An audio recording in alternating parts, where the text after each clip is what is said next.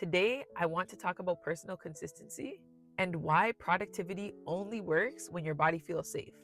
If consistency has felt hard for you, not because you don't care, but because your energy drops, your motivation disappears, or your body just shuts down, this video is for you. Because consistency isn't just about discipline. It's about whether or not your nervous system feels safe enough to show up again and again. In this video, I'm going to cover why forcing consistency usually backfires, the difference between top-down and bottom-up nervous system regulation, and I'm going to give you 3 practices to help your body feel safe enough to be consistent without burnout. To start with, I know that many of us have dreams and aspirations and purpose to fulfill.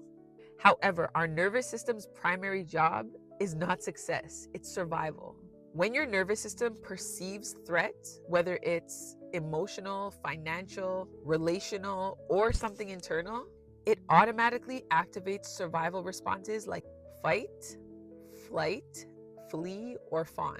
In any of those states, your prefrontal cortex goes offline. Long-term planning becomes more difficult, and consistency feels exhausting and impossible. So if you've struggled with follow-through, keep in mind, consistency is not just a character trait. It's a nervous system state.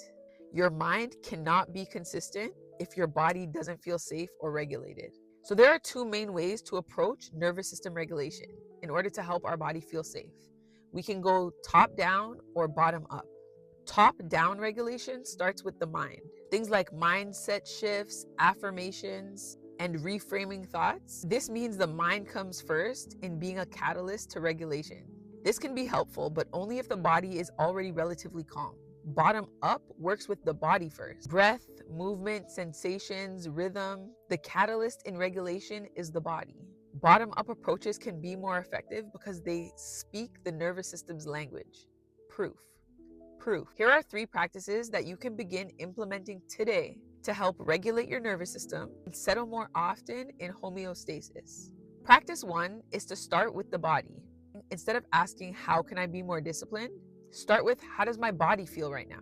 Before you dive into work, planning, execution, or creating, take a moment and give yourself a few minutes to soften your breath, slowing your breathing, stretch or sway back and forth. Place your feet firmly on the ground. These small physical cues signal safety to the nervous system, and they bring the brain back online. The body is able to communicate that it is safe because it's able to take a moment. You're also reminding yourself that you're worthy of a few minutes beyond productivity and beyond what you can produce. I personally like to take a moment and put my hand over my heart and take a moment to check in with myself. I scan my body.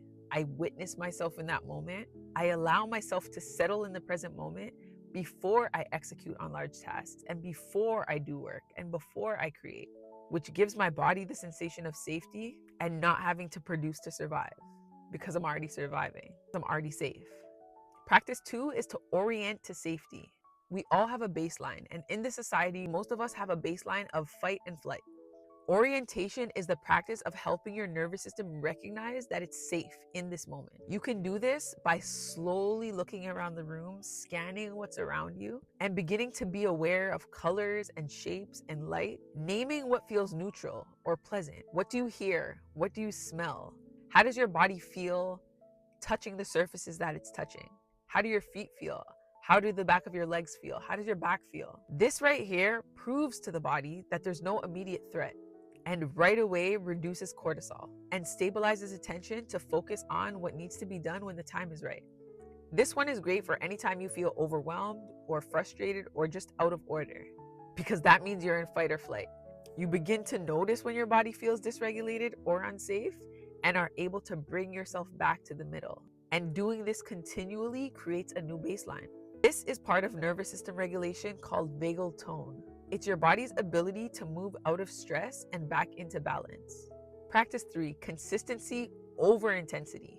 Consistency works when actions feel safe to repeat. Intensity often triggers pressure and then collapse. Consistency builds trust with your body. Small, repeatable actions that feel predictable lower internal resistance and create sustainable momentum. If you're a woman, your menstrual cycle plays a huge role in this because it dictates your capacity for consistency and sustainability over time. This just means that consistency looks different.